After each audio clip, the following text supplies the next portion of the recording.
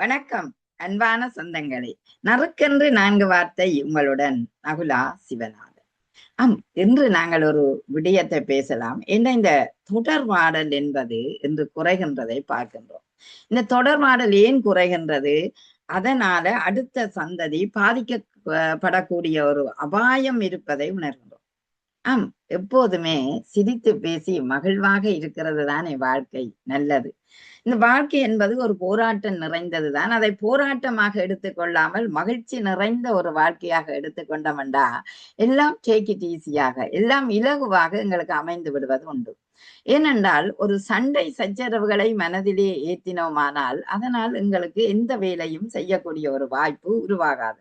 ஏன்னா அதையே யோசிச்சு யோசிச்சு கொண்டு இருக்க வேணும். அதுபோல நல்ல உறவுகள் பக்கத்துல இருந்தால், அதாவது நல்ல உறவுகளுடைய நட்புகள் இருந்தால், அந்த உறவு வலுவாக இருந்தால் எங்களுக்கு தொடர்பாடல் இலகுவாகும்.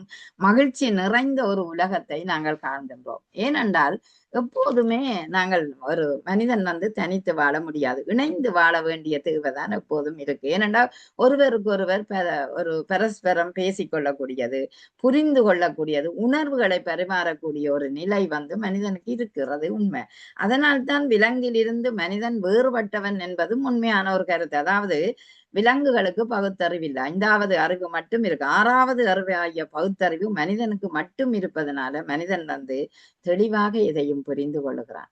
இப்பொழுது கேள்வி என்னென்றால், ஏன் நாங்கள் மற்றவரோடு அடிக்கடி சண்டை பிடிக்கிறோம்? அது ஒன்று. 2வது, ஒரு விட்டு கொடுப்புகள் எங்களுக்குள்ள வராதது ஏன்? அடுத்தது புரிந்துணர்வுகள், அதாவது புரிதலும் உணர்தலும் சமனாக இருந்ததென்றால் அவர் சொல்றதை நான் கேட்கும், நான் சொல்றதையும் அவர் கேட்கக்கூடிய ஒரு வாய்ப்பு இருக்குமல்ல. அந்த புரிதலும் உணர்தலும் சரியாக எங்களோட உறவுகளுக்கு இடையே இருந்தாலும் அந்த உறவுகள் எப்போதும் வலுப்பெறும். ஒரு துன்பம் நேர்ந்தாலும் உதவி செய்யும் போதும், இன்பம் நேர்ந்தாலும் உதவி செய்யும் போதும் அவர்களுக்கு எதையோ ஒரு அந்நியோன்னியம் இருக்கும். எங்களுக்கு அந்த அந்நியோன்னியம் இல்லாத காரணத்தினால்தான் இன்று தொடர்பாடல் குறைகின்றது. அதுக்கு பல காரணம் இருக்கும். ஒன்று நேரமின்மை, மன அழுத்தங்கள், வேலைப்பளு, தனிப்பட்ட பிரச்சனைகள், இவையெல்லாம் காரணமாக அமைகின்றது என்பது உண்மை.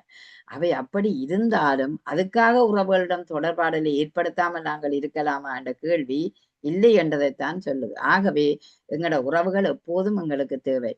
அருமையான உறவுகள் பக்கத்தில் இருக்கும்போது அதனால் மகிழ்ச்சி எங்களுக்குள்ள இருக்கும். மனித வாழ்க்கை குறுகிய காலம் தானே.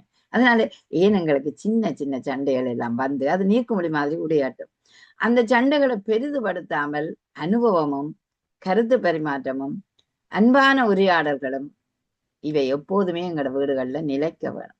அப்படி நிலைச்சால் உண்மையிலேயே ஆனந்தம் எங்களுக்குள்ள பொங்கும், புத்துணர்வு இருக்கும், மகிழ்ச்சி இருக்கும். அடுத்த சந்ததிக்கும் அவற்றை நீங்கள் கையளியுங்கள். அவர்களையும் இந்த மகிழ்ச்சி கூடாக கொண்டு சென்றால் நாளைக்கு நீங்கள் இறந்தாலும் அந்த பிள்ளை தானும் மகிழ்ச்சியாக இருக்கணும், எங்களோட உறவுகளையும் பேணி காக்க வேணும் என்பதை நினைத்து கொள்ளும். ஆகவே உறவுகளை பேணி காப்போம், உன்னதமான ஒரு வாழ்க்கையை இட்டு செல்வோம்.